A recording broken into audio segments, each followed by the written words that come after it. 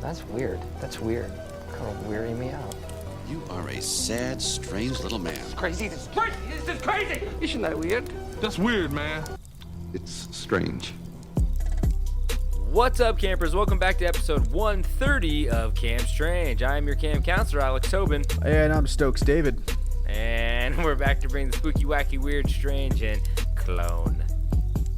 But before we can do that, we got to catch you up on any of the weird news you may have missed this week. And David, I have a little story for you. It's a little heartwarming one. Good. Because my story this week is just so tragic and heart-coldening. So, contractors find message whiskey bottle under floor of Scottish kitchen. So this pair of contractors renovating a kitchen in Scotland removed the floor from the room and found a message from the previous owners along with a bottle of whiskey. Apparently, Craig Harrigan, 35, who posted the video to where, David? TikTok. Oh, wow.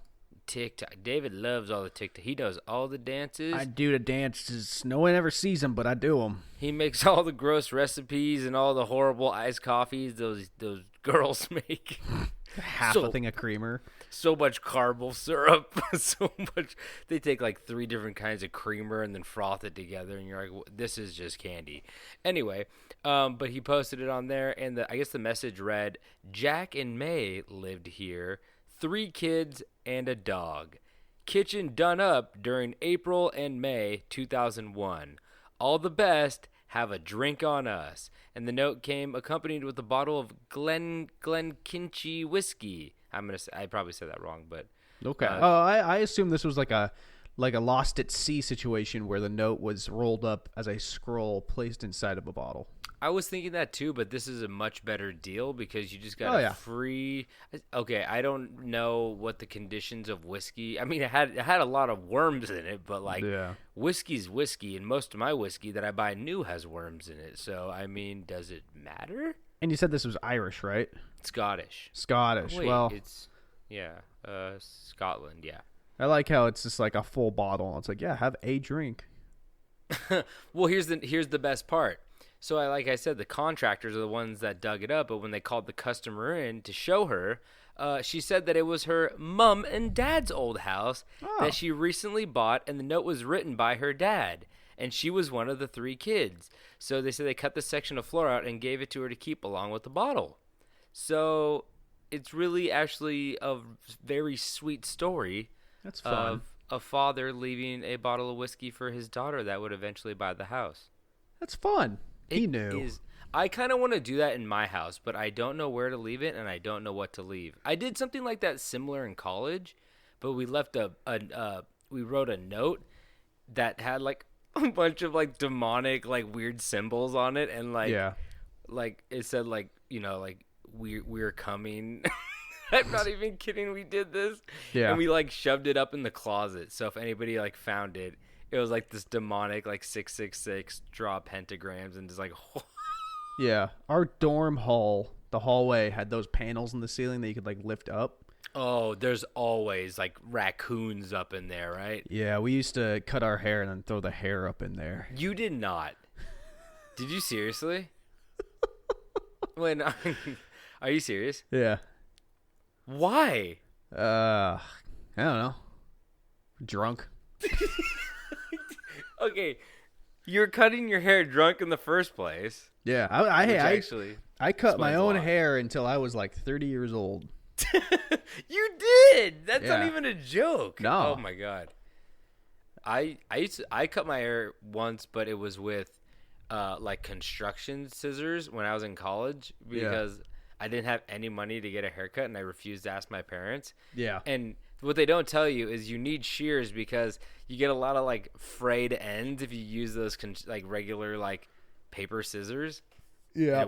It wasn't a good look. Dave, I feel like your hair has looked pretty good every single time. I'm good at cutting my own hair. I've done it enough to the point that it's good. I should probably do it again. My hair is so fucking long right now. Are you gonna try? No, Because if you guys call in, if you guys call in, you can win David's hair in a whiskey bottle. Oh yeah, you can have that. That's for Hair sure. of the butter dog, we call it. Yeah. Do you think they would? Do you think they'd be weirded out if I said, "Can I save all the hair that I'm cutting off?" If I went to the barber shop. Yeah, I mean, people usually ask when it's really long and they want to donate it, but not when my it's like sister just short did and that. not when it's short and full of lice. Well, it's living, okay. My hair started crawling out of the room. Gotta catch it quick. Hurry, get that fucking hair.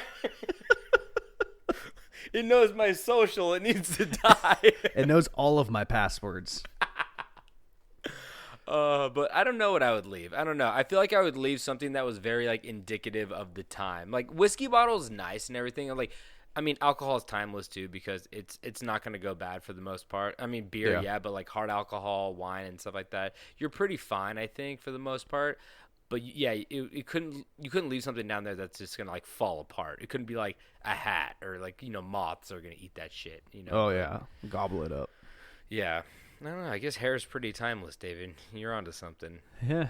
What are you gonna do about it?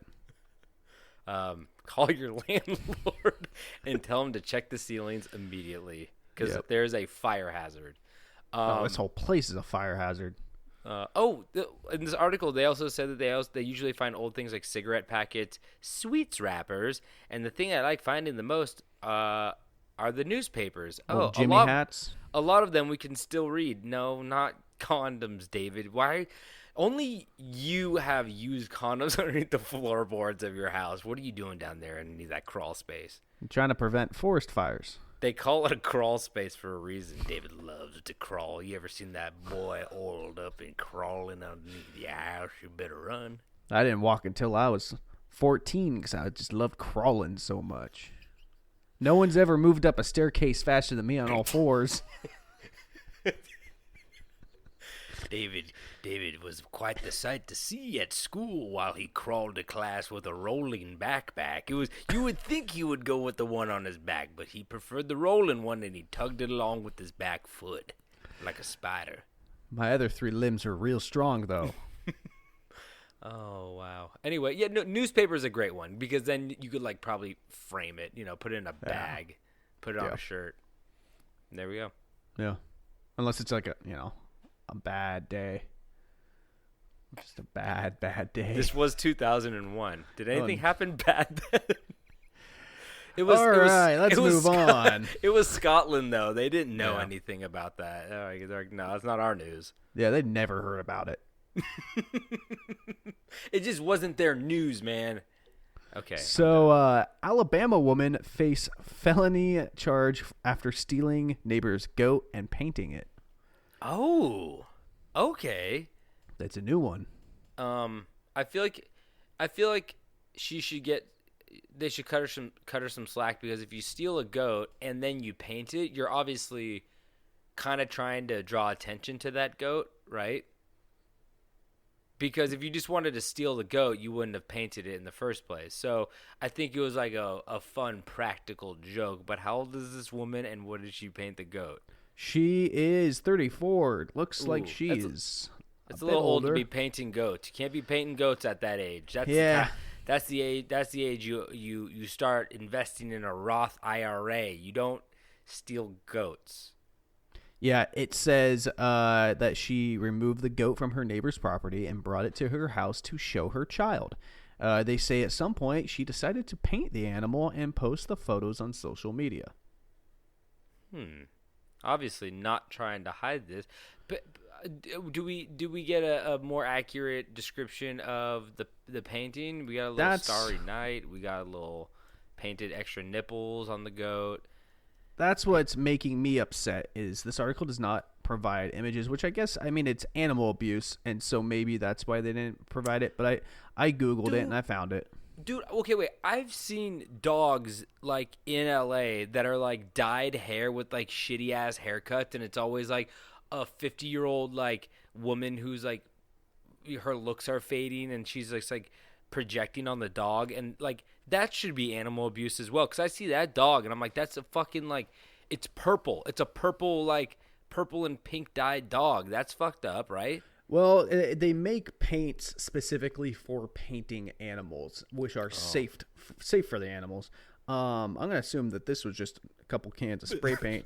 It appears lead based. Yeah, it appears. Extra lead paint? How do you buy extra lead paint? You just broke thermometers and painted them with mercury? I'm not gonna lie, this goat be styling now. Okay. It's a nice combination of blue and green, and accompanied with hot pink hooves. Ooh. He's kind of styling, to be honest, but it is still animal abuse because it was probably used with not the right paint. I mean, probably from those brushstrokes, you could tell that the goat didn't fight it too bad because, like, it want to be looking like we heard you like goats, so we went and put a paint job on your goat, like pimp my goat. So Googling for that image just led me to a news article from 2015, which is pretty good. Painting goat from New Mexico is dubbed Van Goat, and boy, this goat is painting. Wait, see, certain areas it's celebrated. Other areas, you're a monster. Well, I mean, Make this up goat, your mind, world. This goat is painting on paper, not on itself. Oh, it's a painting goat. Yeah, it's got a brush in its mouth. Well, that's pretty neat. It's pretty awesome. Well, that's cool. Just give that goat an old good washing. Send it on in the crawl space. David will wash your goat for you. Just send it on down in the crawl space. Those noises are natural for a goat to make, I tell you. What's your next news story? Okay. Man found in crawl space with goat. What? Just kidding. Unexploded World War II bomb detonated near British University, which is my biggest fear. I thought you were going to say fetish. No. My biggest irrational fear, I think. You know how, like, growing up, you're like, oh, quicksand. Quicksand is so, like, scary. Lava. Lava. Yeah, you don't run into any of those in your life unless, like, you live in I know Hawaii's got lava, but I couldn't tell you one place that actually has quicksand. I don't know. The Amazon? That's just a guess. Somewhere where there's a vine hanging down, but it's actually a snake. Yeah. Because that's the only place I could think of where quicksand would exist in any cartoon. But my biggest fear was, like, walking through a field and accidentally stepping on, like, a landmine and then not being able to move because your foot's on the landmine, and then you just have to stand there or move and get blown up. Oh, I got some bad news for you, my dude. What? Quicksand is a natural phenomenon found in Southern California. Wait. Are you serious? Yeah, Santa Ana river bottoms. Is it how quick is it? Quicker than Brittany? Quicker than Brittany. Oh, God, I'm going to go down so fast. Yeah. We were talking about Brittany before everyone else did, just saying. I don't know if that's true, but I'm going to say yes. I'm going to go for that. They dug up my house and they found Brittany under the floorboards. Jesus, dude, that could get you arrested eventually. I didn't know. If you find her under my floorboards, I didn't put her there. It wasn't me. She's bound to go missing. She's bound to just make her way under my floorboards. It's just bound to happen. Statistically, it's bound to happen. Yeah. But authorities in Britain, I mean, we don't really have to worry about as many landmines because obviously we didn't fight any, like, big wars on the fronts the Civil of America. War, buddy. The Civil War. You find a bayonet in the dirt, but you're not going to find anything of any explosive value. Maybe like a crude stick of dynamite. I don't know. So you could break your foot on a cannonball. That'd hurt. How fast do you walk? Dude, you're breaking your foot on a cannonball? Yeah. My left foot's out of commission right now, man. You're right. Okay. Then you go break your foot on a cannonball. I got landmines to step on. But authorities in Britain said 2,600 properties had to be evacuated because there was a World War II bomb found at a construction site near the University of Exeter. And just to sum this up, they called in a bomb disposal team, and I guess the bomb was a German SC-1000 Sprengbombe. Sprengenbomb, which is commonly known as a Hermann bomb. and they got in there. When is the best time to detonate an explosive, David? Because I feel like they actually did find like the most appropriate time to blow this up. Give me a day. Give me a time. Monday, 7 a.m. This is your new alarm clock, bitch. Wake up. That would be quite the morning. I mean, everybody would be talking about it. No, but they chose Saturday at 6:10 p.m., which I feel like is a swell time. I disagree. But they said it could be heard from several miles away, but no injuries were reported. But some residents reported they returned to their homes to find their windows had been shattered by the blast. Which shit! Who pays for that? You do. The Germans. We tack it onto the World War II tax. Hey guys, dude, they literally I think the Geneva Convention, or I don't know what they did, Nuremberg trials. I don't even know what that is, honestly. But I just know that at the end of World War I and World War II, everybody decided that Germany had to pay an exorbitant amount of money for war damages. And I remember 10 years ago, they had just finished paying off World War I. Jesus. I don't even know if they're still doing it, if they're trying to waive those fees. Yeah. But it's crazy to think that they might still be paying a tab from World War II. Yeah, holy shit. So I don't know how true that is, but I think I saw it on the Daily Show, so I could be lying. Yeah, you're probably lying. Next story. Cat takes over cockpit on Tarko Airlines flight in Qatar, forces emergency landing. It took over the tarmac? Yeah, the pilots were in the cockpit were attacked by a cat. Oh, it didn't take over the tarmac. It took over the plane. It took over the cockpit. Oh, sorry. I thought you said tarmac. No, Wait. Cockpit. Is that somebody's cat on the plane, or is it a stray that got on there? What is Qatar doing with their security? They said at first they thought perhaps the animal Jesus. At first, it was thought perhaps an animal smuggling passenger had let the cat out of the bag after takeoff, but further investigations have revealed the cat most likely climbed aboard the aircraft while it was in the hangar the night before the flight. Oh, that's sweet. Boy, the fucking image they have for this is so good. Is it just a disheveled cat? It's a terrible Photoshop picture of pilots in a cockpit and then a small house cat flying through the air with its claws out at one of the pilots. That is fun. What happened is unclear. Okay, but it is kind of also an issue that you're going to ground a plane because there's a cat in the cockpit going crazy. You can remove pilots don't do anything once a plane Okay, I don't want to be all controversial because pilots do stuff. But from what I've seen in many movies, I feel like the main parts are takeoff and landing. And I feel like while they're in the air, they're kind of just checking on stuff. Yeah, exactly. They're all just playing Twister up there or something like that. But you could have just shoved the cat back in the bag and toss out the window. I wasn't going to say that. David's the guy trying to open up. He's calling the stewardess over. He's like, how do you open up these windows? Hey, it's getting a little stuffy in here. How do you open up these windows? I want to smoke a cigarette. Yeah, I need to blow my joint out the window. How do I I get stressed on planes. Can I blow my joint out the window?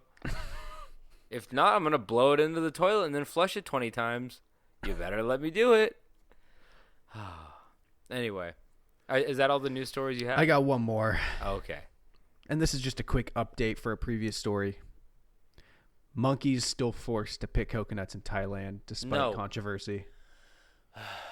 I told you my story was sad and you're going to drop that bullshit on us? I know. Just wanted to lead into it. I want people to be sad before you started. You guys, this brings me to my next point. We're starting a Patreon to get David to Thailand and get him as many guns as he needs. Yeah. You ever seen Rambo? Picture this. This is my pitch. You ever seen the first Rambo? This is here's my pitch to studios. Ready? Hey guys, thank you all for coming here today. Have you guys seen the movie Rambo? Yeah. Okay, well hear me out. Monkey. Ooh, And then they all start chanting with me. Ooh, ah, ah, ah. David walks in completely naked with a headband on. Yes. Ooh, ah, ah, ah. What type of headband? Is it just like a Nike sweatband? David immediately starts crying. There's no crawl space. He was promised a crawl space. There was no crawl space. I try to get into the vent, but it's too high. Now he's ass out, hanging ass out of the out of the vent. They're thinking of backing out until real monkey comes in. Oh, what are we looking at here? It sees banana hanging out of vent. Goes for my grundle. Anyway, he goes for the minch. Oh, they always go for the minch. Oof. I was trying to think of what that fucking word was for 2 minutes while you were talking and couldn't think of it. Dude, I told you we're in Scotland, man. Yeah. We got whiskey bottles. We got the minch. So I think we're all caught up on the news. I think we should probably just get into these stories that we got, right? Yep. Just do it. Just fucking do it, man. Let's just fucking do it. Okay. So I warned you guys. This story that I have for you today is one that many would argue is not like hilarious, but I'm just gonna tell it because it's very interesting and I think it's an important story. So let's get into it. Now, David and fellow campers, every once in a while I get a story that I think will be interesting and funny to tell you guys, and most of the time that happens. But every once in a while, there are stories that start off as interesting, and then when you're 3 pages in, you realize that they are indeed interesting, but also horrible, sad, and horrific. This is one of those stories. David, you've ran into that problem a couple times. Oh, of course. There's so many stories I wanted to write about, and then it was just about like kids getting killed, and I was like, oh, this isn't funny. That's exactly what I was gonna say.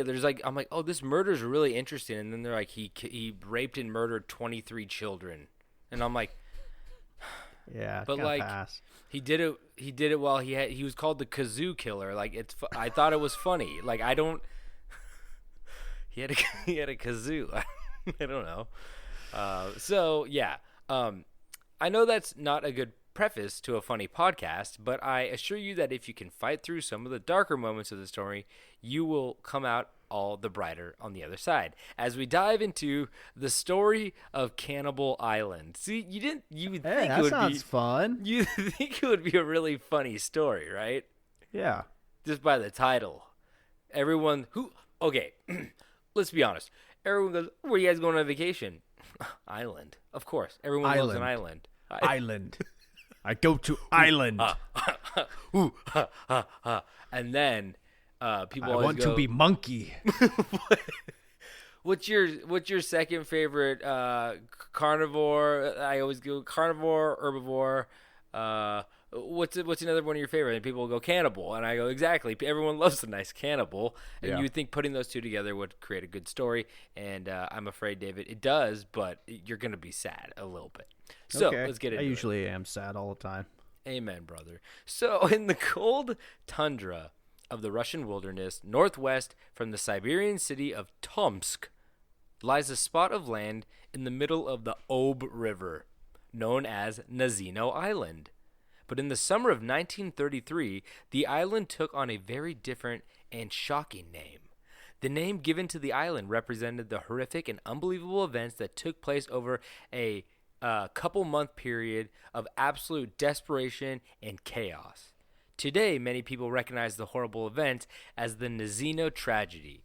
But at that time, in 1933, the name Cannibal Island began to spread as the island became synonymous with Russia's absolute worst gulag. Now, David, do you know what a gulag is?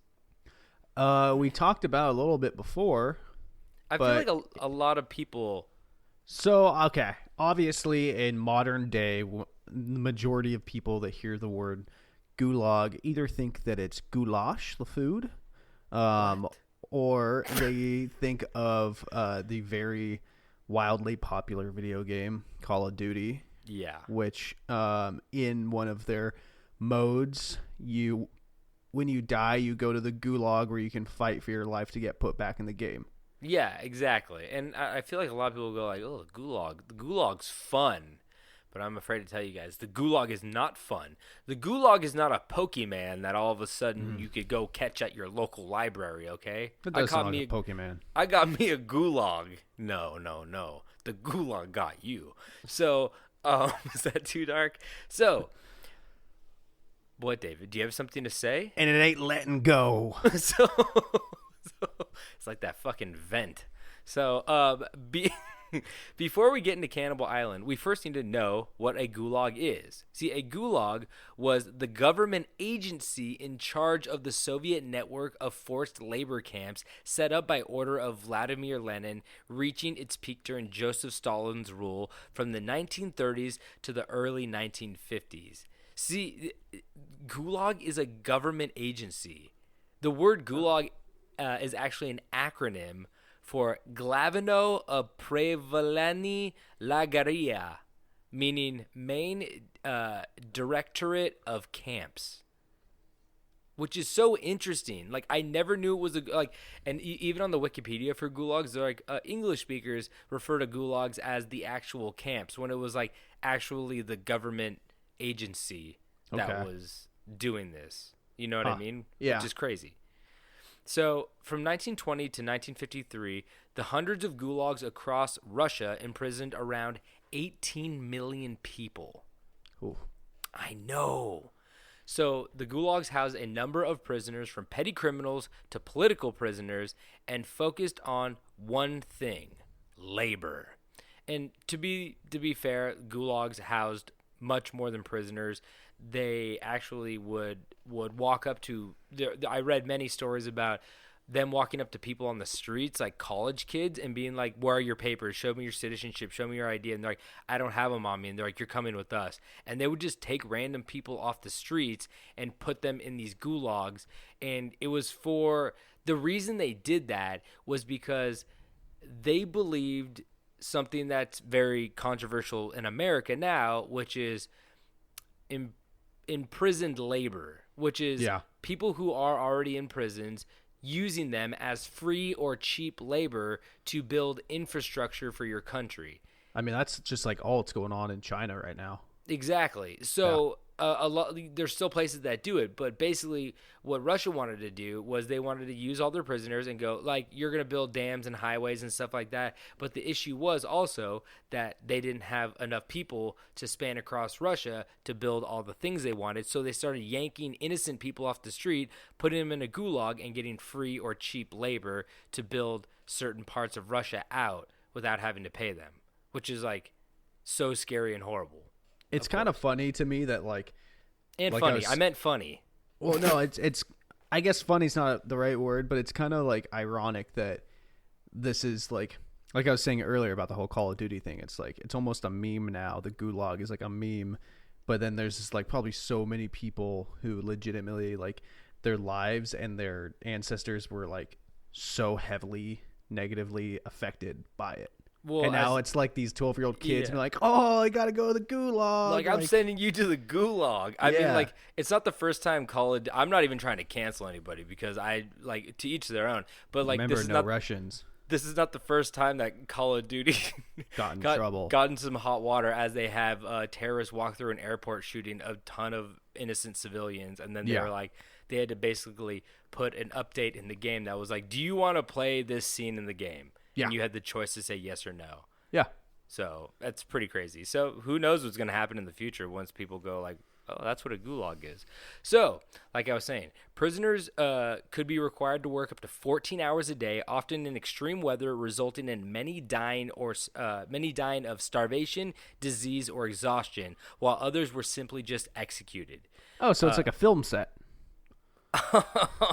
This guy, he works in the industry, people. Used to. Hello, Hitler. I mean, director. Oh. Anyway, the director is actually usually doesn't have anything to say. It's usually the AD. Yeah, assistant director. Well, you watch out for them. So, prisoners at the Gulag camps were forced to work on large-scale construction, mining, and industrial projects, including numerous canals and highways.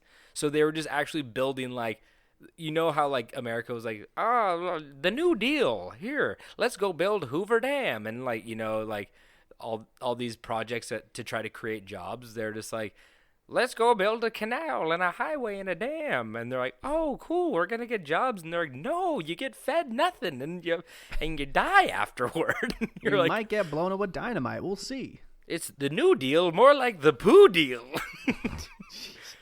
I would have killed in Russia. Yeah, you would. Was that too soon? Was that too soon? Anyway, so prisoners were given crude, simple tools and no safety equipment. Some workers spent their days cutting down trees or digging at frozen ground with hand saws and pickaxes, while others mined coal or copper, and many had to dig up dirt with their bare hands.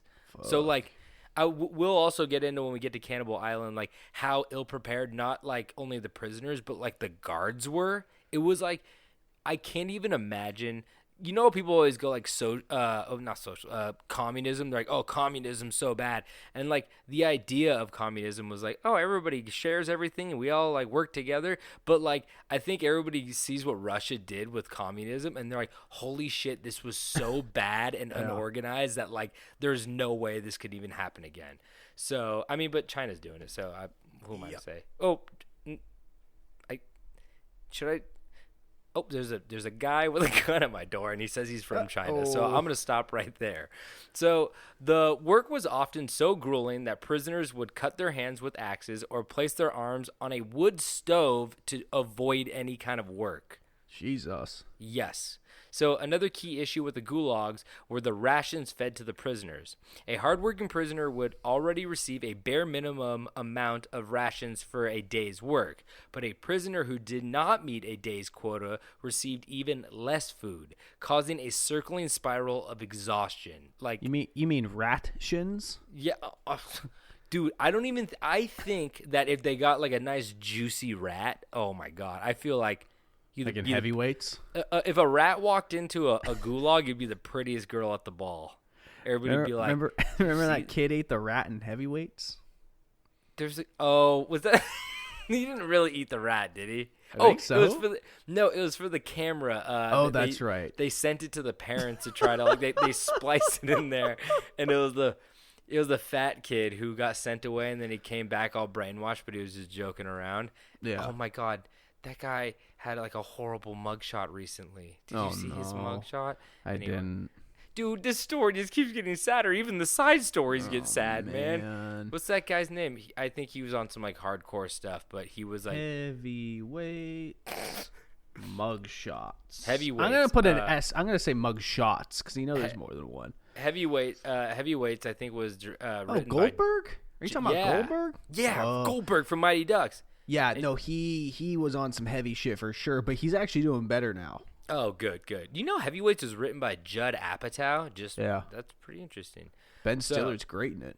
Yeah, he is. So, 10% of every gulag's population died every year from the condition, violence, and lack of humanity. Okay, let's next paragraph.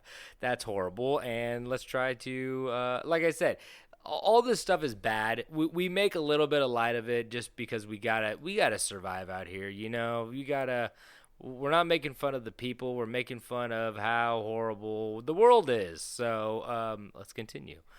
Now that we know how horrible a normal gulag was, let's get into Cannibal Island. So, in May of 1933, a small number of lumber barges pulled up to Nazino Island and offloaded about 3,000 settlers, 322 women, and 4,556 men, with orders to construct a special settlement as their little corner of Stalin's gulag. So they were just like, hey, go to like the Siberian tundra in the middle of nowhere and go set up a gulag so you can start like building out there and creating like, because Russia is so big. I don't even think we fathom how big Russia is. Oh, it's fucking massive. And most of it is just like frozen tundra, like uninhabitable because the weather is so cold there that no one wants to live there, and that's why they don't have any settlements. And this was a solution to not having as many settlements, these gulags. And also it was like all men and 300 women, which is also terrifying for these women too. So when the prisoners were completely offloaded onto the island, 27 had not survived the trip already. And over a third of the prisoners were too weak to stand on arrival. So it really tells you where the story's going. Yeah. So this was because, one, there was a riot on board of as the prisoners demanded drinking water. And as a result, the mounted troops beat them back. So that, like, injured and killed some people. Just because they're like, hey, can we have water? And they're like, how about a knuckle sandwich? And, you know, that happened. Yeah. Two, hardened criminals were with petty criminals or non-criminals at all, which meant people were brutally beating each other for food and clothing while inside the barges. Another horrible situation. Okay. And then they were fed 7 ounces of bread a day. Oh. So, like I said, a nice juicy rat goes a long way, you know? Big bite. Like in heavyweights. I wish they had those stumps in heavyweights where he lifts up the stump and it has all the candy inside. So much candy. Remember the kid who had the sausages strapped to himself? Or the bed frame. Remember Nicholas, the little British kid? And little Nicholas. And then it melted. And then it melted and they ate it off his fat body. Oh, I think about Nicholas often. God, man, that movie. Whew. Yeesh. Yeehaw. So, but don't worry, because along with the prisoners on board, they brought 20 tons of flour, which meant 9 pounds of flour per person. Okay. But the problem was they didn't bring any other food, cooking utensils, or tools at all. Ah. What the fuck are you going to do with 20 tons of flour? Yeah, that's you mix it with water. Oh, David. You drink it. David, you seem like you were born for the gulag. So another piece of info which really paints the picture, though, is that the newly recruited supervisors, 2 commanders, and 50 guards had no shoes or uniforms at all. No shoes? The people running the gulag had no uniforms or shoes. Just a nice crisp pair of slacks. They all had mittens and they walked on their hands. It was actually really funny for like 2 minutes. That's how society should be ran.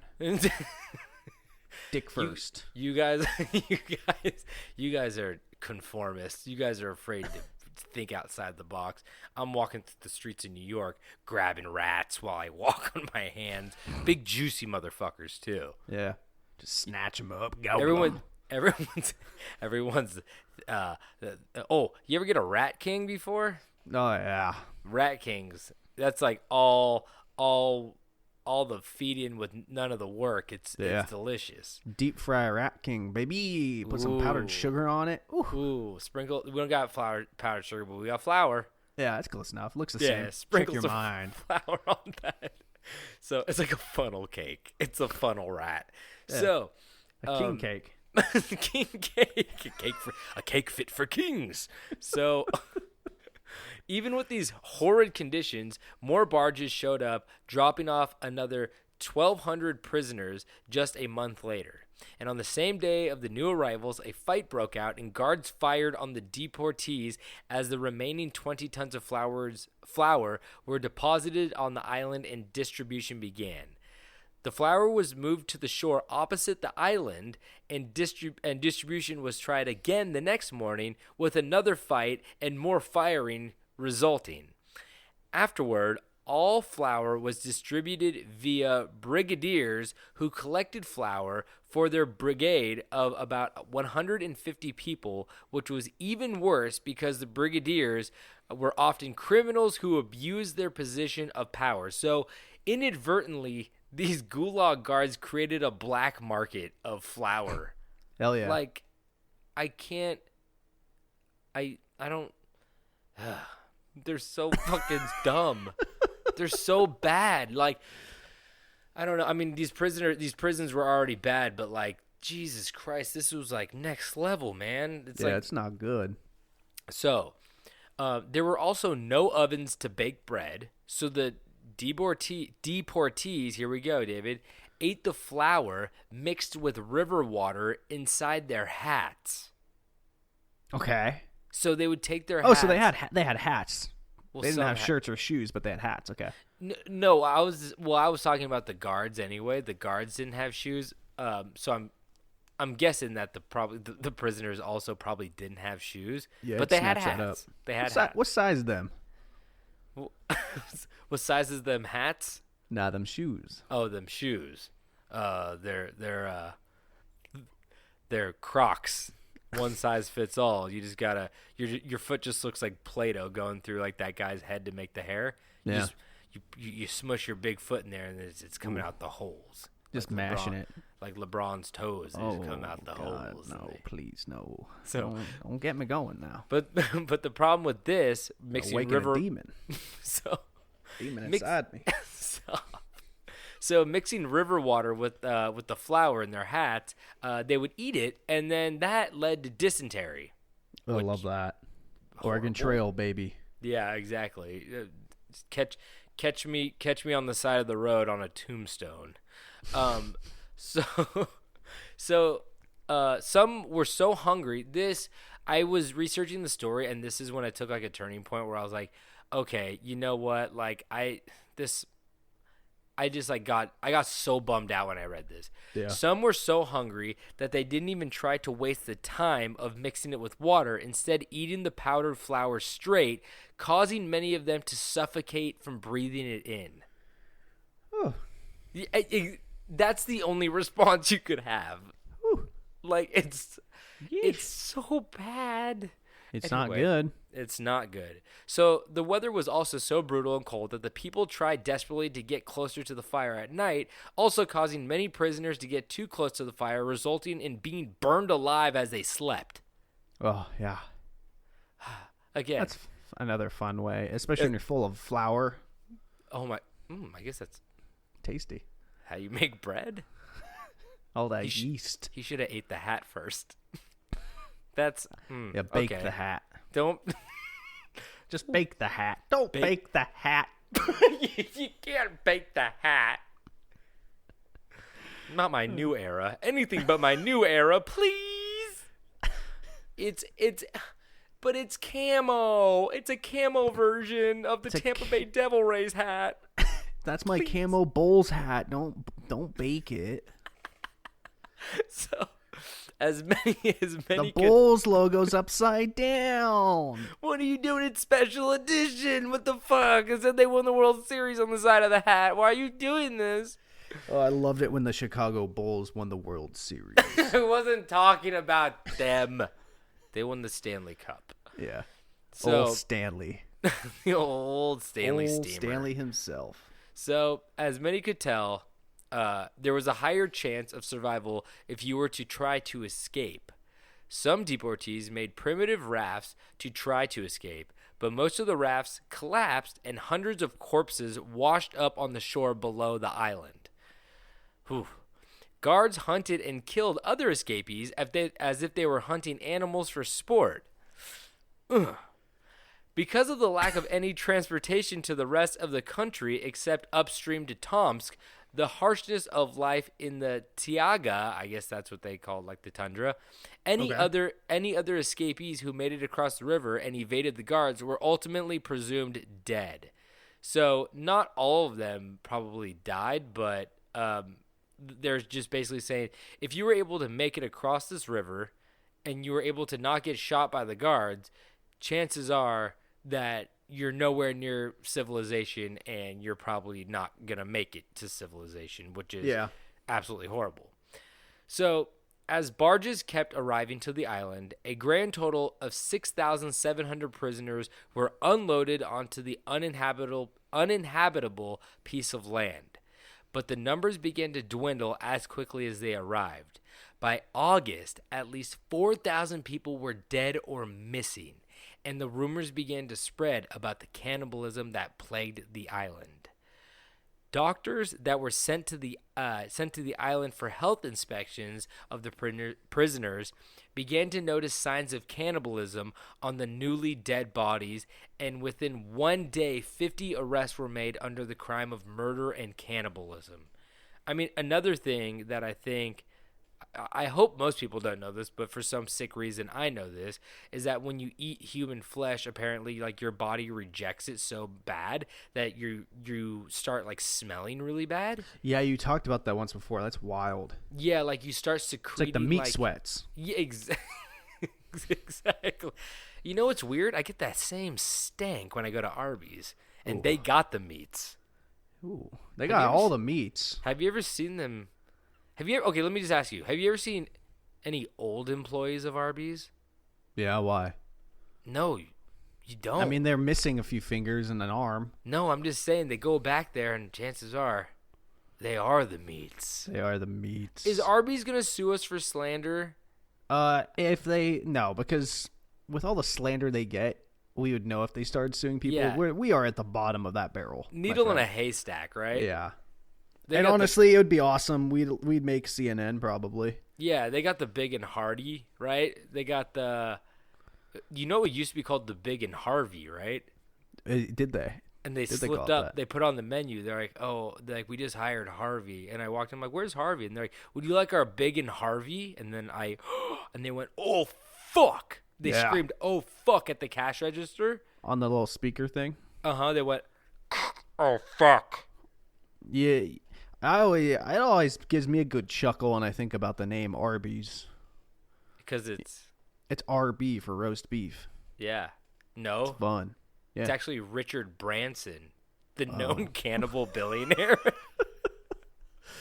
Anyway, man. Yeah. he's coming for us. Yeah. That guy has a car that goes on water and then flies, I think. I don't Yeah. know, but that's what I've heard. Whenever I think of Arby's, I think of I went to college Gulag. in a very small town, and it was like a huge story where someone shot someone at the Arby's in my town. Did they ask him to shoot them? No, it was just a good old classic murder. That's what runs through my head every time I'm at Arby's. I'm like, I wish somebody would come in here and shoot me real fast. Jesus, Okay, don't come and shoot me, please. Anybody who's ever seen me at an Arby's, don't come and shoot me. is that a knock at your door? Was it? I thought I heard a knock. Oh, it's Richard. It's Richard Branson. It's Richard, and he's hungry. Hello, love. I assume that's What's all this then? What's all this poor people shit in this house? Oh God. So, a resident of the village of Nazino on the north bank of the Ob River recalled an oral history in 1989, and this is what she said. This was also upsetting, so I'll finish this story quick. It says, "Once a woman from the island of death was brought to our house. She was being taken to another camp. The woman was taken into the back room to spend the night and I saw that her calves had been cut off."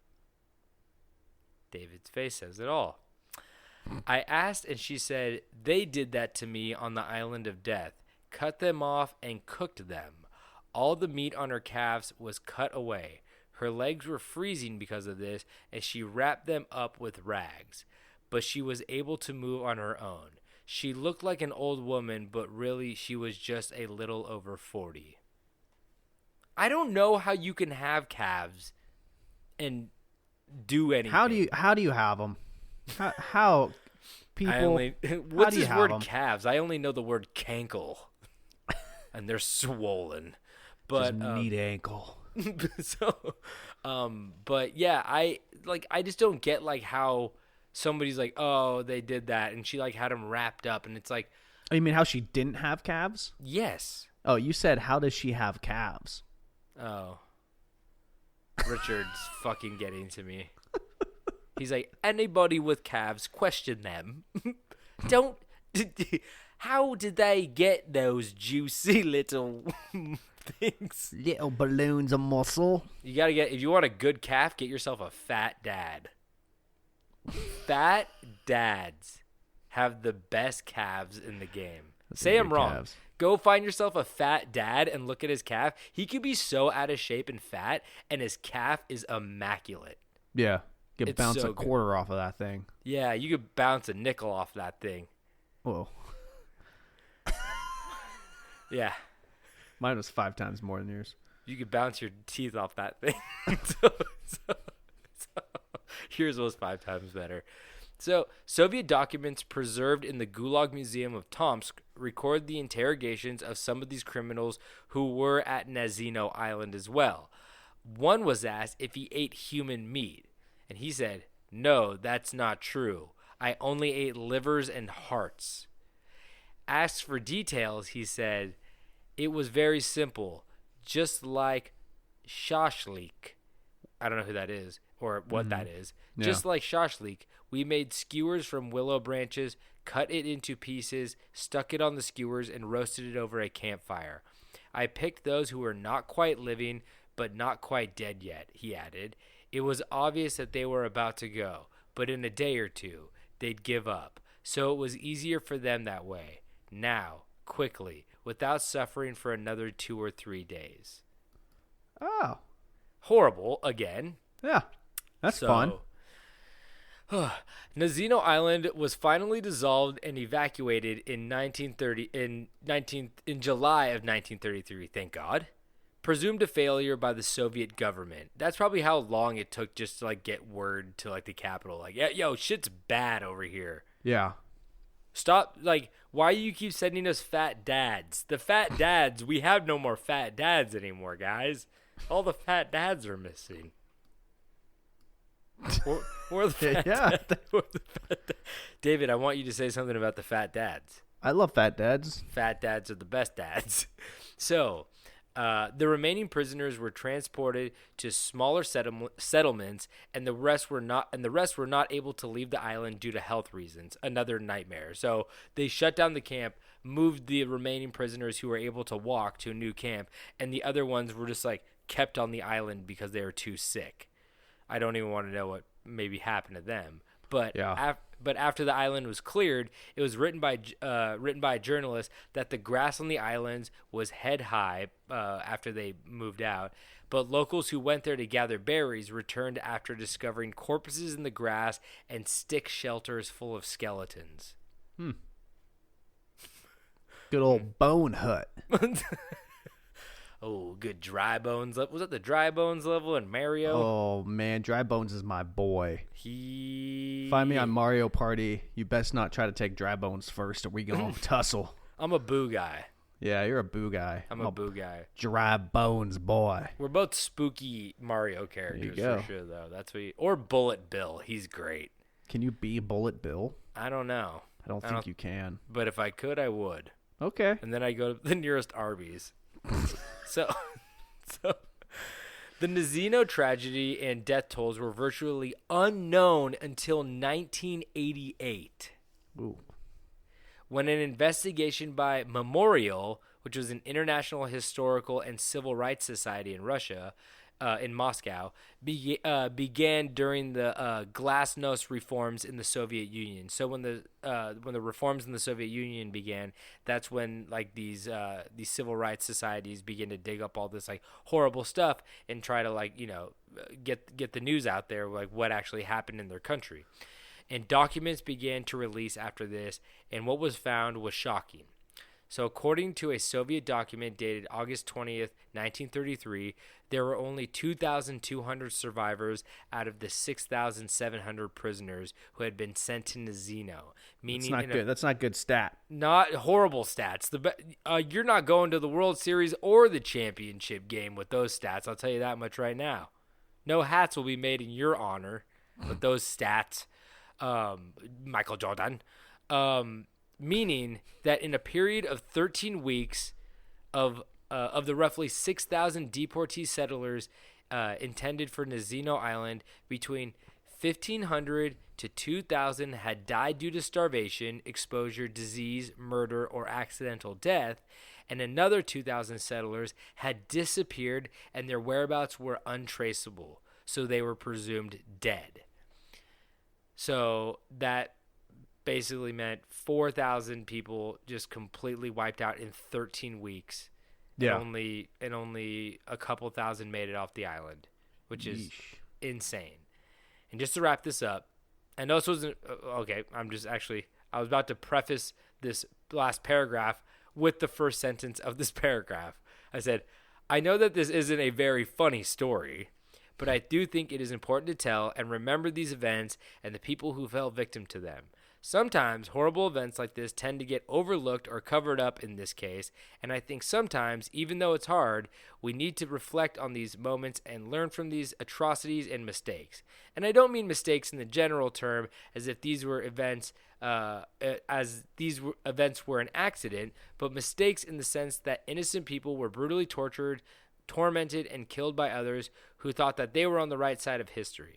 I ask you to remember that despite our borders, genders, religions, political affiliations, or economic status, we are all people trying to enjoy what little time we have on this planet before we get to the real party in the flaming caves of the underworld, where lotto scratchers are always winners and the corn dog making demon has a nice cold Foster's waiting for ya.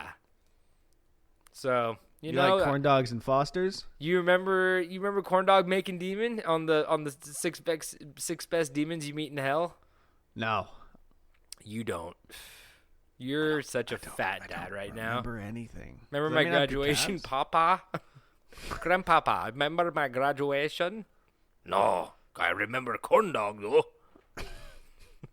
Anyway, so yeah, just trying to bring a little light to this horrible thing, but educate people along with it. So that is my story of Cannibal Island, and as you guys could probably tell, most of the cannibalism that happened there was not well documented, but I'm sure a lot more happened than just calves, you know? Yeah.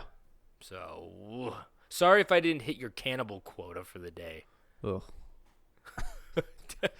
So I guess I'll start mine. I'll also just throw it out there, the fact that it took me a while to write this one. So this is like reading it for the first time to me. All right, Tobin. Well, big copy paste guy right there. No, I did. Well, some of it I did, but I'll explain that. You have to. Yeah.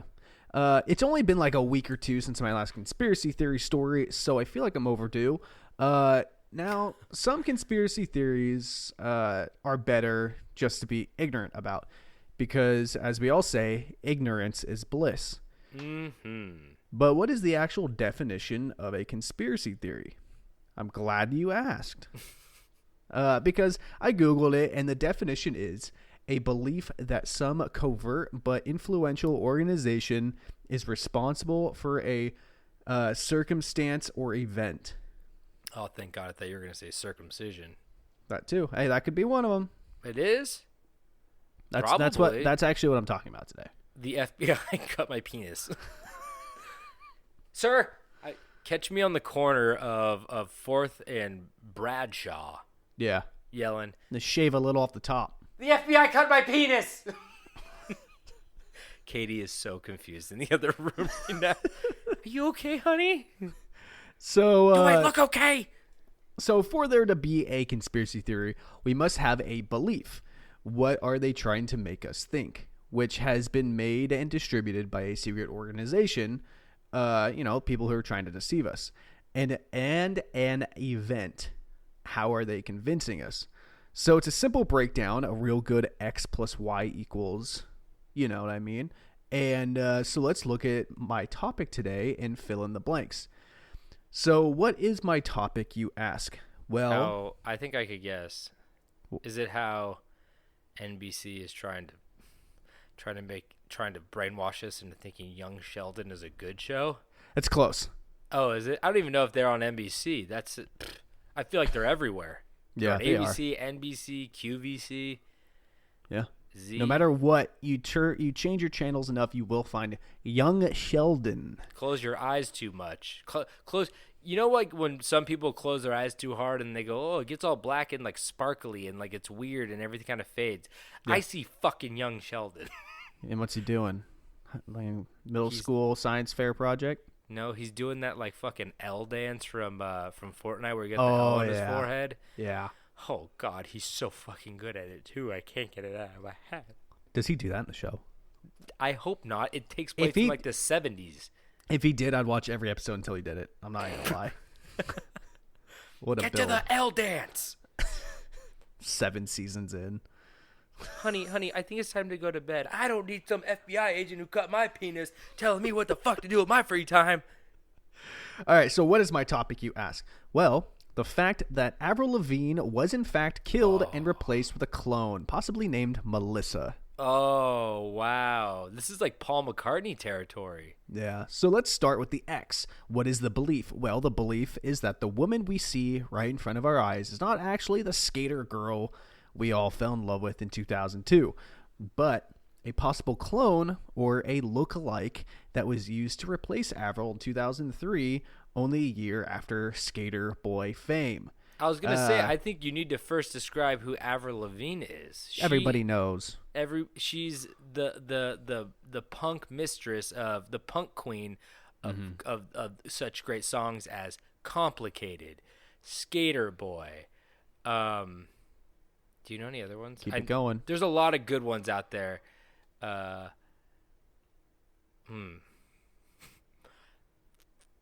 I don't like your boyfriend. Hey, you. I don't like your boyfriend. I don't like your boyfriend.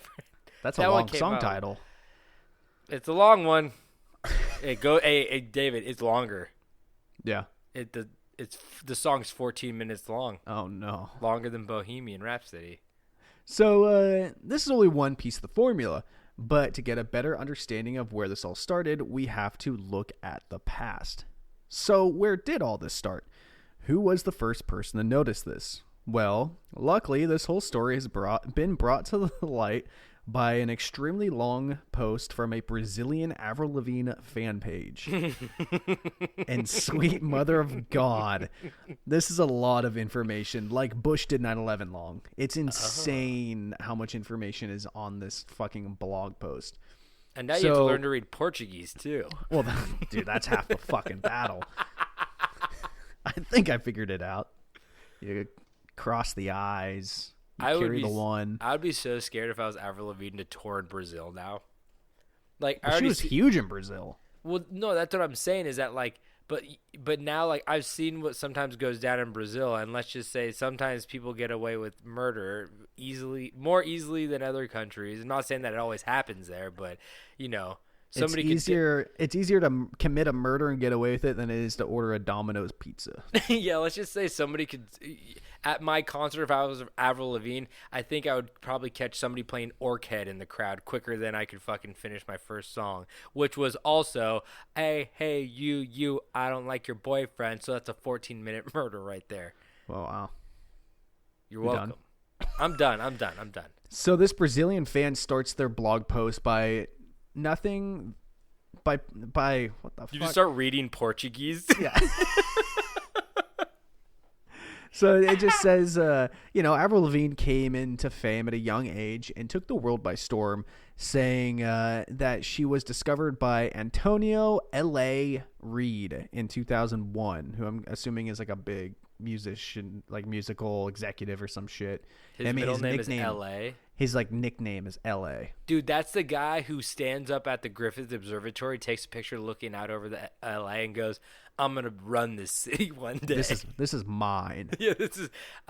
It's my middle name. It was Danger, but then I switched it to L.A.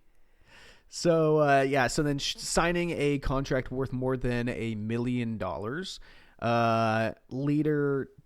leads to Avril Lavigne's release in 2012, which sold over 18 million copies worldwide, making it the second biggest seller of 2002, which is actually impressive. I did not know that she had the second highest selling record. Who was like number one, like Eminem? It's okay. You don't have to find that stat. No, I'm curious. The biggest seller of 2002. I'm going to go ahead and say Akon. I'm going to go ahead and say Natasha Bedingfield. I'm going to go ahead and say Amy Winehouse. I'm going to go ahead and... This can't be right. Is it Shaggy? It is. What? Shut the fuck up. Are you kidding? Are you kidding? Guess who's head of the Avril Lavigne cloning phase, baby? I searched best-selling album 2002, and it's Hot Shot by Shaggy. Holy shit. That cannot be fucking right. I've never even heard of that album. No, that cannot be right. That's insane. that you just Man. get. Did you Google that? No, I don't have. I'm not googling anything right. You'd be able to hear me typing. Holy shit. Okay, I had to double check this. 2002. Okay, now this one's saying that the Eminem show is number 1. What? Okay, well, that's more impressive. I guessed it right the first time and the last time. But it is. I think that is probably the funniest fucking thing I've ever experienced. Is that you said Shaggy and all I saw was Hot Shot by Shaggy. Holy fuck! I got both right answers technically. Yeah, I'll give it to you. So, as fast as her fame sprung up out of nowhere, the downfalls to fame were quickly behind. Avril went from being a normal Canadian girl to a worldwide sensation overnight. Just coming out of her teens, she now lived the life of a busy schedule, doing shows, interviews, always in the public eye, everyone watching your every move, which brought a lot of pressure. It's a classic Hollywood tale. A young superstar being flung into the spotlight only to realize that the lifestyle might not be what it's all cracked out to be. And when does she have time to skate? Fucking I know. hit rails and wax a curb and pop a shove it and melon grab. Yeah, a lot of melon grabs. I love a good melon grab. I love a good nollie tray flip. I love a hippie jump. That's a good one. Yeah, hippie jump's good. Yeah, Don't watch out for that chain fence though. Watch out for Chad Muska. He'll push you over if you get too close. Tony Hawk. So, like many other cases, this pressure led to things like drugs, alcohol, and depression, which Avril wasn't lucky enough to escape. Now, this Brazilian blogger believes that there is a hidden message deep within her lyrics on the song I'm With You off of her first album. Oh, that's a good one. I'm with you. I'm with you. Do you just want to sing the whole song and I'll just let you... I'm not done. I'm with you. Okay, I'm done. So the lyrics read, I'm standing on the bridge waiting in the dark. It's a damn cold night trying to understand life. Oh, that's yeah. I'm looking... It's a damn cold night. Yep, that's it. I'm looking for a place, trying to find a face. Is there anyone here? What do I know? Because nothing is going right. It's all a mess and nobody likes to be alone. Why is everything so confused? Maybe I'm just lost in my mind. Now, these are obviously not evidence that she's dead, but it does paint a sad picture of her mental space. What was that line again? It's like, I'm so alone. Hey, look, I have a clone. What was the line? Yeah, that's what she said. I have a clone. Can we switch so I don't have to go to school no mo? But then the clone gets too popular, and then she has to smother it. Yeah. That sucks. She has to drown it in the koi pond. I hate that part of the Disney Channel movie starring the youngest Lawrence brother when he has to smother his clone. The what? You don't even know, dude. It's called The Other Me. It's a Disney Channel movie. It's really bad. The Youngest Lord? What is that? Lawrence brother. Oh. You remember the Lawrence brothers? Of course. Who could forget? Most people. Avril would write a lot of songs that dealt with her inner demons and sadness. It is believed that after her first album was released, the Avril we all knew and loved was dead shortly after, being replaced with either a clone or a lookalike. No. And this is Avril 2.0. That's what I'm going to refer to her as. Avril 2.0 wanted to leave some homage to the original with the second album, using lyrics and clues in the album inserts and cover, which shows a black and white photo of Avril with a huge, large red X over her. Oh, shit. Yeah, she did. They X'd her ass out. Yep. It is also noted that in 2004, the album was drastically different from her first release, from the sound to the handwritten messages in the album inserts. Whoa. So like the like the little booklet that comes with the album. Yeah. Like the first one, she had like handwritten lyrics or something, and then the new one, like the handwriting is like way different. Okay. Yeah. The album is also titled Avril Lavigne, Under My Skin. Whoa. Which some people make the connection that this is literally a new person under Avril's skin. Oh, they skinned her too. Yeah, they hung her up by her ankles and they skinned her. Imagine like just like a horrible skinning job, and like they just like threw it over like just like another lady, and then she just had like it's like you can see the eyes. You okay? Oh, wrong pipe. You can see the eyes drooping, and like like Leatherface. Yeah, it's like a horrible. It's like a horrible horrifying. When have you ever seen a skinning job that good? Yeah, that's Hollywood, baby. They got the best seamstresses in the game. You don't know about it. So in 2004, in the 2004 album, a song titled "Nobody's Home," there's a song where Avril 2.0 describes what happened to the real Avril when she was home alone and committed suicide. No. The lyrics read, "I couldn't tell you because she felt that way. She felt it every day. And I couldn't help it. I just saw her make the same mistakes again. What's wrong? What's wrong now? Many, many problems. I don't know where it belongs. She wants to go home, but no one is home. That's where she is, devastated inside. There's nowhere to go to dry your eyes. Dragged inside. Her feelings she hides. Her demons she can't find. She's losing her mind. She was left behind. She can't find her place. She's losing her faith. She fell from grace." Oh, okay. Well, I have two thoughts. One, I just feel like you're the guy at the slam poetry that everybody Yes, wants that's to how leave. it felt. That's You're how like, it felt. can Everybody you just get got off out. stage? He's bumming everybody else out. They're not just leaving, but they're also folding their folding chairs and placing them against the wall. They're like, he ruined the show. The show's over. But also, I was thinking, how out of context with no music, just like certain lyrics of songs sound so like bad. Not like you. Oh, you go, yeah. You go, how is that a song? And then you hear it and you go, oh, this song, it's good. But like just every reading Nicki lyric, Minaj song. Nicki Minaj. Yeah, exactly. Dum dum dum, I'm a Dracula. I'm a man. Does she do something like that? Yeah. Dum dum dum, I'm Dracula. Yeah, that was their big song on Halloween. Put my pussy on your sideburn. What? Did she say that? Put my pussy on your sideburn. Did she say that or did you just make that up? I don't know which one's more concerning. It's in the song Bedrock by Young Money. Young Money. I wish I had a lighter here to flick near the microphone. Well, good news for you. And in another song from the same album, My Happy Ending, the lyrics read... Oh, okay, I'm in. The lyrics read, oh, oh, oh, oh, oh, oh, Oh, yeah, I remember that one.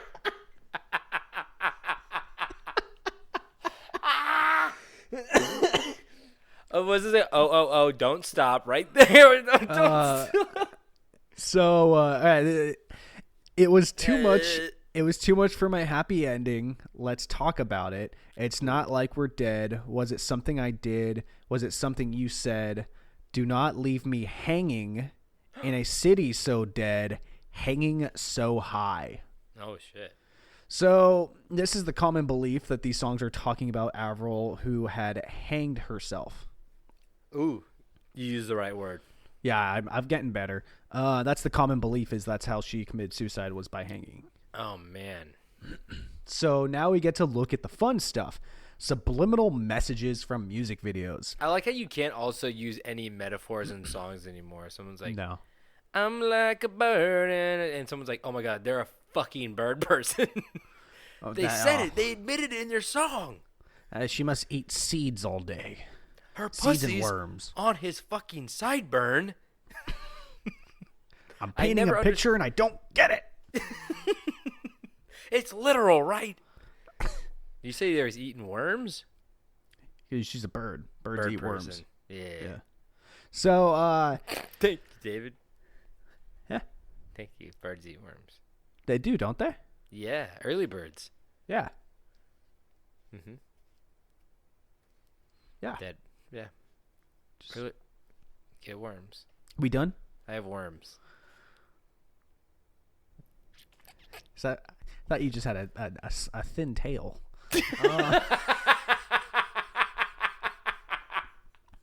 Real lively tail. Keeps going and going and going. So we take a look at the music video of the song Nobody's Home. The first set of lyrics we were talking about her killing herself. And yes, I just absolutely murdered my YouTube algorithm for this. In the beginning of the music video, You there's... only get Portuguese fighting videos and Avril Lavigne music videos. Portuguese wrestling. So there's a moment of like a quick message, like, you know, in old film movies, the identification, like it does like the quick, like there's the circle, the numbers, all that shit that like flashes really fast, which is backwards.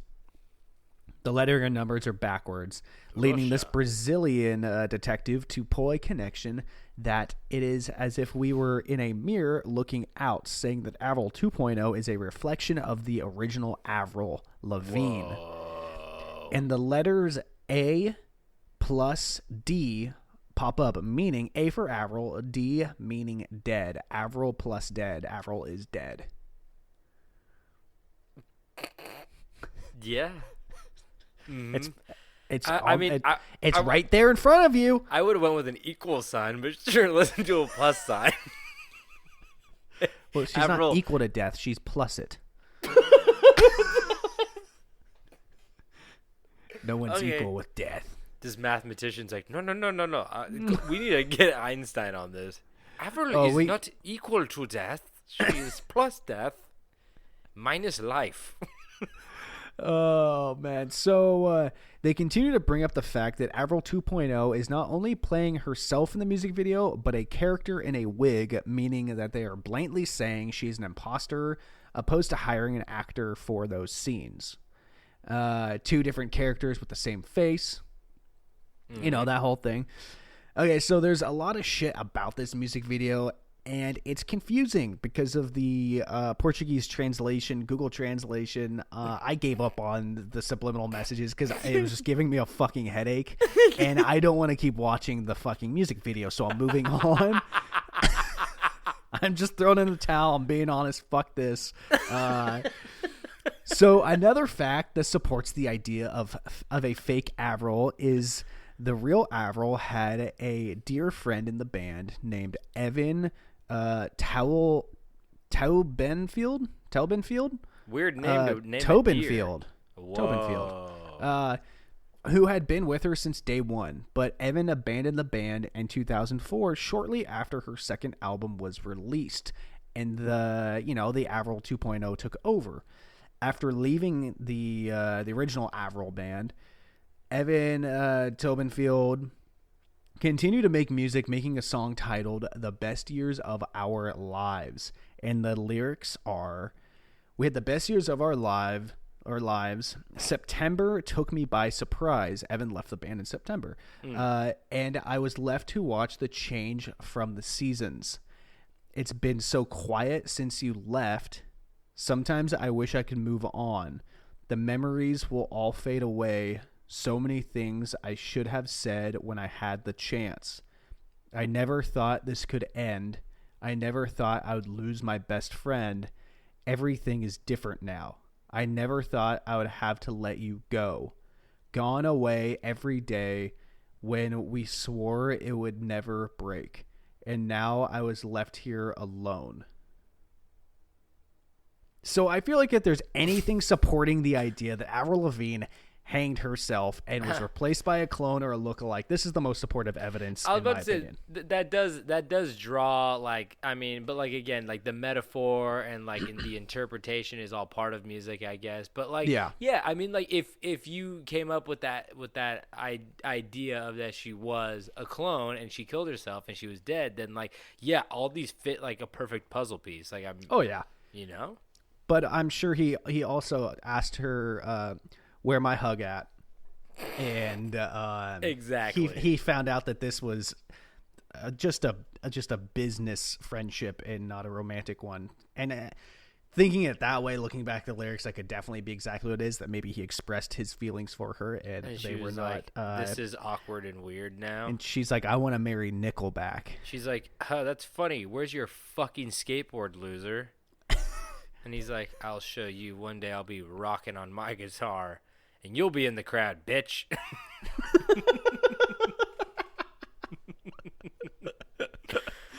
Does your pretty face see what I'm worth? Do you see what I'm worth? Oh The boy. FBI cut my penis. So okay, and then there is the undeniable story of Avril's new nose. What? I didn't know she got a new nose. Yeah, this caught a lot of attention from fans, the ones who believed she was dead and replaced, and even the ones who didn't believe any of this. Avril had a new nose. A professional nose expert, George Lefkoftis, fuck up. said it has better proportions and is much more refined. So this You could mean be a nose fetisher? this could be a classic case of a nose job or a clone or a look-alike. I'll let you be the judge. Everybody knows that when you skin a body, the nose is the hardest part. Yeah, the nose comes with it's no bone, it's all cartilage. So you Real gotta hard. it's You have you real gotta talent. morph it. Yeah, gotta have real talent to get that nose right. I usually just smash it with a hammer, make it nice and 2 hammers. make you look like Artie Lang. Is that too deep of a reference? No, it's perfect. Type So in Artie Lang. oh god, okay, let's do it. Everybody else who's listening, take this time to type it in with To me. type in Artie Lang. Artie Lang. Nose. Oh, that guy. Yeah, Yeah. his nose collapsed from cocaine. I know that guy. Yeah, he used to be on the Howard Stern show. Yeah. He's in the Imagine movie that. Dirty Work. He's in a couple other things. So, next piece of evidence, here is undeniable, and it's scientific. The voice. The original Avril voice had a more vocal to voice to mezzo, while the double in soprano. And this means absolutely nothing to me. Wait, did you say mezzo? No way. Wait, is she So- suffering from mesothelioma? Because that's Exactly. the only mezzo I know. So basically what they're saying is that the style of singing is completely different between the old Avril and Avril 2.0. It is also noted that the pronunciations of many words differ between old live performances and newer live performances. Oh, maybe they were more Canadian at first, and then they become a little bit more Americanized. Maybe. Ooh. There's also a video on YouTube showing the different sound waves of her voice between time periods singing the same songs, which is What pretty the interesting. Fuck, who's doing this, man? Yeah. No, it's a deep dive. I told you, this is Bush did 9/11 level Oh my god. deep dives. And I get a lot of musicians will decide to sing songs different from time to time, but it isn't something you can just like flat out ignore. Because it's like, I've listened to like Grateful Dead live stuff because like there's no better live music than like Grateful Dead, but like sometimes they'll just completely change like the tempo and speed of how they're singing to the point that like you almost like can't follow along unless you've like heard them do it that way before. Really? But this is like a different thing where it's like they're still like she's still trying to keep the same speed tempo like, but it just like sounds interesting. different. Oh, Yeah. I see. So she's following the same formula, and Yeah, but it still sounds different. Exactly. Ooh.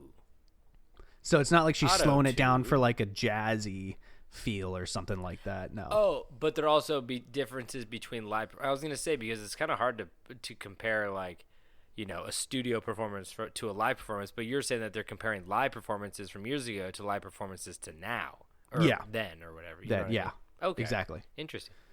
So there's one topic about these accusations that we haven't talked about yet, and that's how Avril 2.0 reacts to questions about her being a clone and the death of real Avril. People have asked her this. Of course, man. This is big I guess. news. Yeah. I was about What to else are you say, going to ask her about? It's 2021. Let's just say this: Avril knows some Portuguese now. Oh, Avril 2.0. She might have Yes. already known Portuguese. Well, in this YouTube video that I watched, fucking up my algorithm, she's being interviewed by what looks like a Brazilian MTV. One of the hosts brings up the topic and asks her directly using the word clone, and Avril 2.0 puts her head down and does her best to dance around the question, not really answering anything he asked, and they move on. I need to see this video. So, it's like 20 minutes long, so have fun. Fuck. And most of it's in Portuguese. He said her trigger word and she shut down. She became like Manchurian She candidate. reset. Yeah, exactly. They say clone, revert to option B, where it's like Revert to factory settings. yeah, there's some guy right when they said clone, she shut off and a guy with a joystick in Connecticut was controlling her. Oh, fuck. He's like, hurry, grab the fucking joystick. He's like the guy that like watches the cameras at 4 a.m., because he doesn't think anything's going to happen. They put him on there, and that's when it goes he's down. got his legs kicked up smoking a cigarette, and then all of a sudden the guy says clone. She shuts down. He grabs the microphone, and he's like, I love Portuguese ham. And it's like, it's saying weird shit like that. So before we wrap it up, this article includes a summary of the 10 main points of the theory, and I want to do a quick read over them because there was so much shit going on in this that I skipped over a few things. I didn't want to miss anything, and also David, with the whole Google Translate. I want to be completely honest. I don't think if you went for 2 more hours that your case would be any more strengthened. Oh, here we go. Just you sit down. Because you know what? This is a straight copy and paste. And so the Google Translate missed a few on this one. I know that for sure. I'm so ready. So, number 1, different faces, mainly the nose, confirmed by specialist. Number 2, Avril measured 1.58 in 2002. The new Avril measures 1.55. People do not decrease in size, only in old age. I'm not sure I don't know if that's supposed to be meters. Do people also like not realize that like she's getting older? Like No, everybody knows Avril 2.0 grows backwards. But realistically, he's talking about the time difference between 2002 and like 2003. I see. Yeah. So number 3, the voice of new Avril, besides being thinner, it cannot reach the same notes that the old Avril did in the songs. Example, complicated and I'm with you. Number 4. The subliminal messages of the CD Under My Skin cover booklet, lyrics of the songs, and more messages hidden in the clips. Number 5. Evan Tenenfield, or whatever the fuck, Tobinfield left the band the year Under My Skin was released and made a song saying he lost his best friend. Number 6, the handwriting has changed. The new Avril even uses another autograph. Oh no.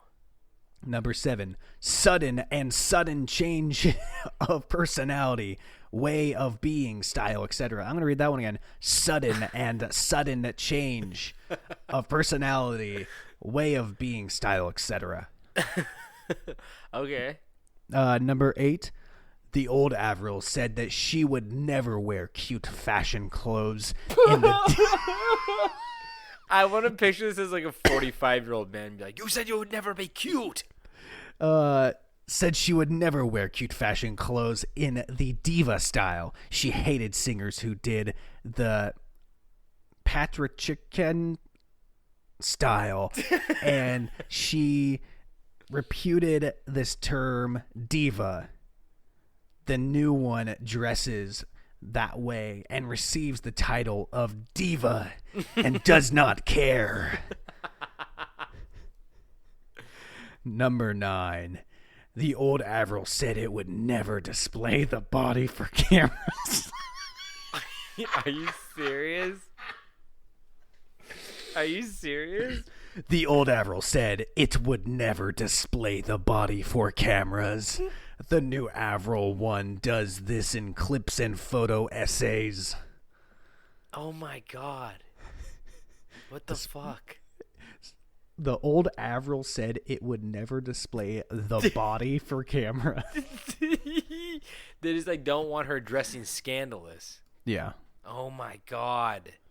And number 10. The old Avril said it would never adhere to pop style with dancers doing choreography on stage. The new one does it all. They're just mad, like they're just like the jaded like version of like an old head who's like, Oh yeah. I like old James Taylor when he really funked, when he brought the funky. He really jazzed the cat up. Now he's just plucking the plum. Like, Is that a term that I've never heard?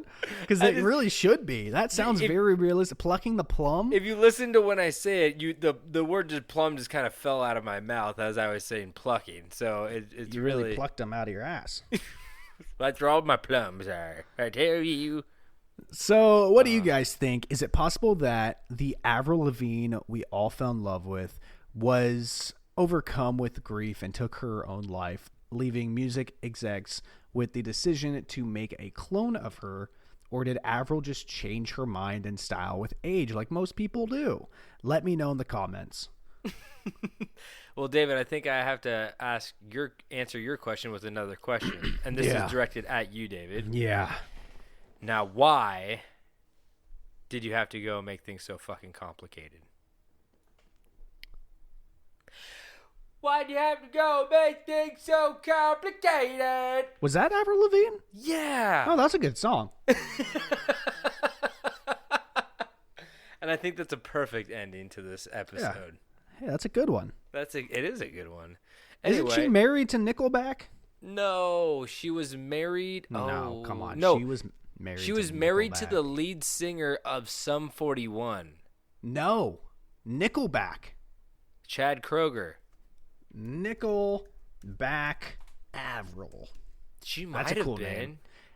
Avril Lavigne, Nickelback. Avril Lavigne was an early. Okay, keep going. She was quickly known for her marriage to Nickelback's frontman Chad Kroeger. Who was married to the guy from Sum 41? Sadly, Kroeger and Lavigne died.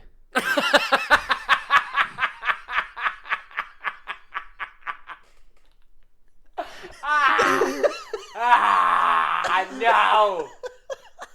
Anybody but Chad.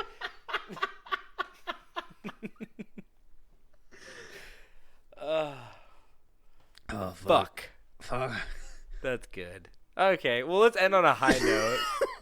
We'll find out who's married to Sum 41 guy after. Next week. Who's fucking married to Sum 41 guy? I'm Googling it. Who's married to Sum 41? Is that the one the guy looks like insane now? Yeah, he looks like all bloated and shit. That's Oh, fuck. Derek my God. Wembley. Dude, I said who's married to Sum 41, and pictures of Chad Kroeger and fucking Avril Lavigne keep coming up. I'm not even fucking kidding. Was he married to Chad Kroeger? It's No. possible. No, there's a picture of Avril Lavigne with him as well. Holy shit, he looks so Oh, fucking okay. bad. No, man. she was married to Sum 41 at one point. Oh, okay. Interesting. How tall is this guy? He's like a foot tall. It's interesting. He is 1 foot tall. He's 5'7". He's taller than you. Fuck you. Well, he's skinny. I'm buff. His wife's really tall, though. Anyway. God, this picture. I mean, if you. Oh, God, yeah. Anyway. Let's end this. So, thank you guys so much for tuning in again. We love telling you the stories, and we love when you stick around and listen. Thank you guys so much. If you guys want to rate, review, and subscribe on Apple Podcasts, you can. If you guys want to go to our Instagram, Camp Strange Podcast, click the link in the bio. You can check out our merch. You can find out where to listen to us, any platform.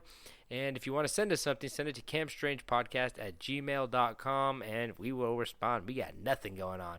We're going to try to do a Tales from the Camp soon. David, we got to do that. We just keep slacking on it. But I I am so busy, you have no idea. We're both very busy boys, but we have read them and we are eager to read them on air. So we just need to find a way to do it. Of course we very have. soon. So Yeah, we definitely have. Yeah, you haven't. I've read them, so maybe I should just read them to you, David. I would love that. Honestly, the less I have to do, the better. I'd love that. You too busy plucking your plum? We should find a way to do that in a more fun way. Yeah. I have an figure idea. it out. Okay, David has ideas. He's going to tell me off air, and a lot of them have to do with Legos and hamster wheels And Egos. and Legos. Okay. Well, thank you guys so much for tuning in. David, do you have anything to say before we head the heck out of here?